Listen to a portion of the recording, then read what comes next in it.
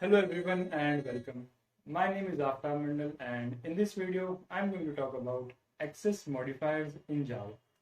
So access modifiers are keywords in Java which controls the visibility of our class members, fields or constructors and many things.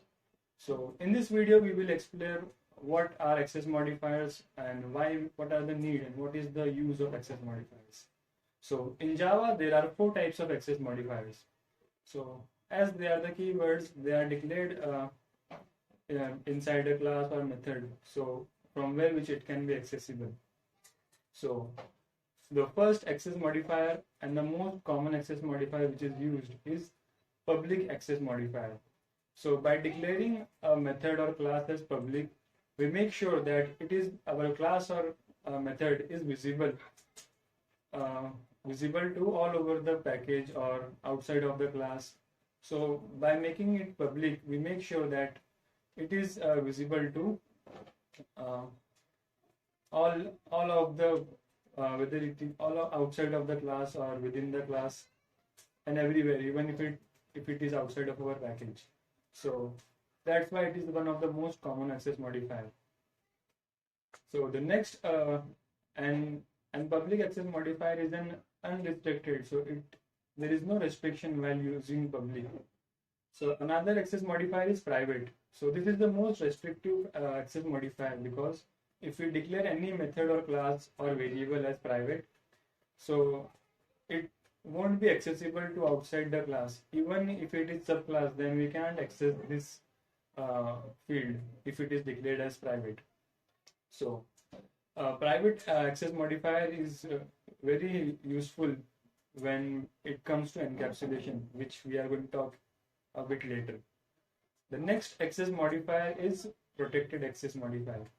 This is little restrictive than public. Once a method or class is declared as protected, then it states that the class and method can be accessible. It can be accessible for the subclasses, and if if our package is outside, if this class is outside of our package, then it can also be visible even if it is outside of package. But it should have been in its subclass. It can be accessed from the unrelated classes. So the next access modifier is default access modifier. So if there is no access modifier declared, then Java automatically declares that method or class as a default access modifier. It means that it restricts our class or method within the same package, and hence we can call this method or class from anywhere within the package. So these are the four types of access modifiers. So let's see what is the need and what is the use of access modifiers. So as I told earlier, this private access modifier is very helpful in terms of or when we are using the concept of encapsulation.